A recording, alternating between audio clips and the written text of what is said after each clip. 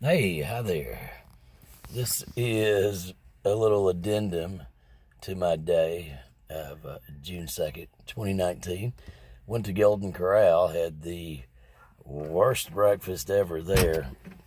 Due a lot, in fact, to circumstances surrounding the event. But went to Walmart because I was thinking about buying some plants and needed some groceries. And gosh darn, they've really got some high-end products at Walmart nowadays. Got some really nice seats and great little cooler and yeah, some things I wasn't really looking for. But my God, after the experience at Golden Corral, this was equally horrendous. I mean, the noise and all of the different languages. It was like biblical times. It was like being at the Tower of Babel. Every language in the world was flying through my ears. Babies screaming, people yelling, everybody cutting you off.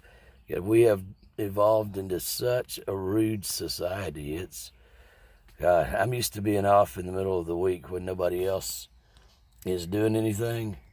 It sucks being off when the rest of the world's off. But, oh God, I mean, the headache from Golden Corral intensified to the point where I got a Gatorade and a bottle of Excedrin and down those during my shopping experience. Finally starting to work. But, I mean, you're trying to walk down an aisle and people just park there.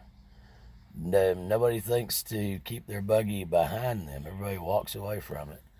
So, patiently wait. And then I'm going to check out. And unfortunately, and probably if you're listening to me, you can tell by my voice, I do tend to smoke. So I'm checking out in the lane that I can buy a pack of cigarettes at.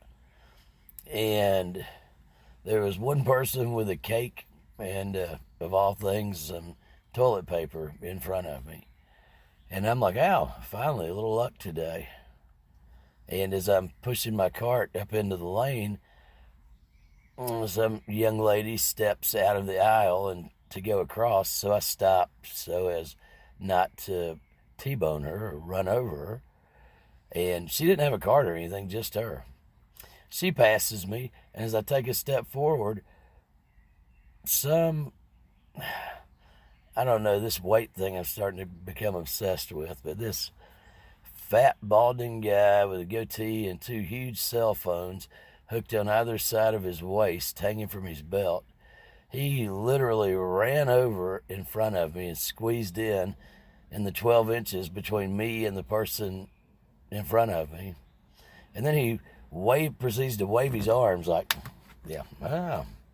He had his two sons behind him, and they had a buggy that was just jam-packed full of everything you can imagine. Not as much as mine, unfortunately. But, yeah. And they look at me kind of sheepishly, and he just waves them right in front of me. So I'm like, what the hell? I took a step back and looked at him. And as he was checking out, he was conversing with the cashier. He was like Lord of the Manor. Yeah, he is the all-intelligent. He was fucking Yoda as far as he was concerned. But he's talking to the lady and talking about products, and I gathered from the gist of their conversation, he's a Gwinnett County employee that deals with customers somehow. And he's talking about what an expert he is at that, and how you have to be patient and take your time. And I'm thinking, you're the same guy that just literally raced across the store to break in front of me. And his kids, God bless them, they were maybe 14 and 16. I know being a nerd is supposed to be hot right now, but for the life of me, I don't understand why, because my God, they were gigantic little nerds. And I wonder, what does this guy do to them? Because as they're checking out, something went boom. Not thunder, nothing crashed, but just a very light boom. And I swear to God, I thought the younger one was going to have a heart attack or a stroke or an epileptic fit, because he just almost passed out. The older one looked at him and went, his whole day apparently consists of going, and just eye rolling and looking at the floor. But I thought, you know what? I said, I will not say a word because these kids have to put up with this guy 24/7 their entire life. And I've only got him for maybe 7 or 8 minutes. So, in the end, damned, I'm lucky. But what a day. And I cannot emphasize enough how nice it is to be off when the rest of the world's at work. Being off with everybody else is just, that's for suckers. People feel sorry for me for working weekends and nights and whatnot. Don't feel sorry for me. I have gotten accustomed to it, and my God, I love it. I like having the day to myself. But anyway, that's enough bitching for today, and I don't know why I'm doing it. For some reason, I want to just save this for a future date if I'm ever this disgusted again, because I've really got no reason to be disgusted. Had a really good week. Work has been absolutely stellar and outstanding. But it just, I don't know, people just amaze me.